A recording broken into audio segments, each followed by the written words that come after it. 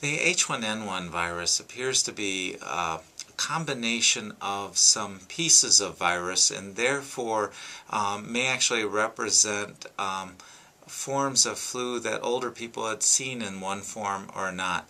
That is, older people seem to be immune to this. And so we are seeing it hit the younger people. The average age in Minnesota for hospitalization is 12 years. And the number one reason or risk factor among those hospitalized is asthma. Okay. So why is asthma a particular concern for H1N1? Or what's, yeah. Actually, asthma always has a problem with the flu. We just had a lot of difficulty over the years in recognizing when a child had flu and when a child just had an ordinary upper respiratory illness, because they can often look very similar. A flu can come through a community 2 or 3 times during the winter in different forms, and not everyone who's exposed gets a classic case of the flu. And in fact, when we're talking about classic flu, we're talking about fever with a sore throat or fever with a cough. So for parents who have taken their child in for a strep throat during the winter season for a fever and a sore throat, and they had a strep test done that was negative, we can't rule out that wasn't the flu. In fact, oftentimes it was. The most common group to get flu any season are the children. They spread it to the elderly, and the elderly suffer the most dire consequences, including death. The hospitalization rates, however, for young infants is very similar to the hospitalization rate among the elderly, and it's the school children, if you will, who really circulate the flu. So asthmatics have always struggled with the flu. It's always served as one of those triggers for asthmatic symptoms. And for an asthmatic, it can be a more significant cough that requires a longer course of anti-asthma medication or even steroids to upregulate their ability to respond to their medicines. This has actually always been the case. It's just brought out and magnified by the frequency, the commonality of H1N1 this year. Number one, these families should make sure that their children are getting vaccinated against both the seasonal influenza as well as H1N1. And my advice to parents who are struggling to find the vaccine is be persistent. Watch the news, watch for reports from medical offices on the availability of the vaccine. Minnesota, for example, provides an 800 number for families to contact to access the vaccine in their areas.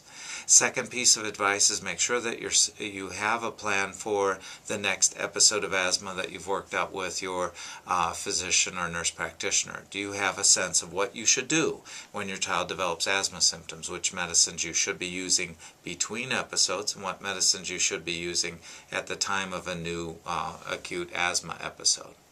And studies have shown that individuals who wash their hands frequently through the day, 10 times or more, have much lower risks of influenza than those who don't.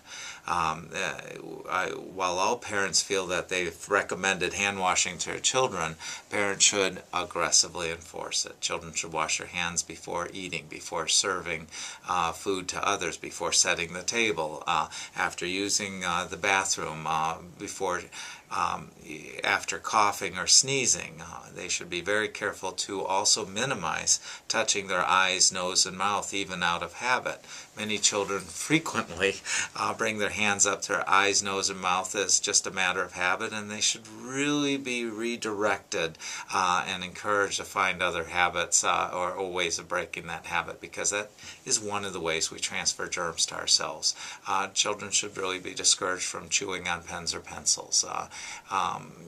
We should minimize eating and drinking to the point where it's not an ongoing grazing throughout the day. It's a way of children exposing themselves throughout the day to germs in their mouth.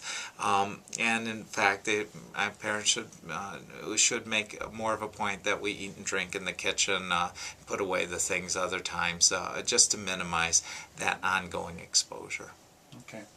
How does this differ, if at all, from what you'd advise parents of non-asthmatics?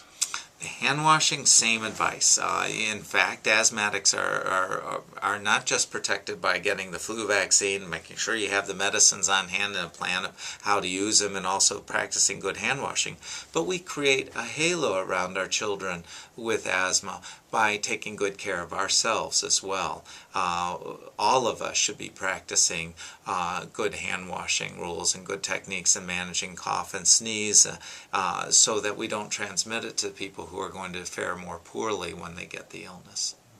Unlike most of us, when we're exposed to flu, we don't need antivirals to prevent the flu or to treat us once we develop symptoms.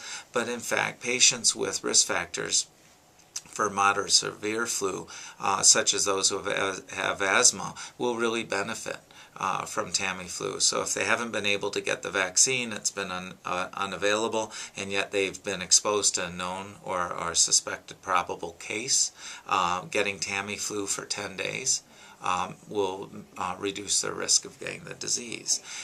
Furthermore, if they start developing the symptoms in the first day or two of getting H1N1, Tamiflu can decrease the chance of a prolonged course with the flu and shorten the overall illness.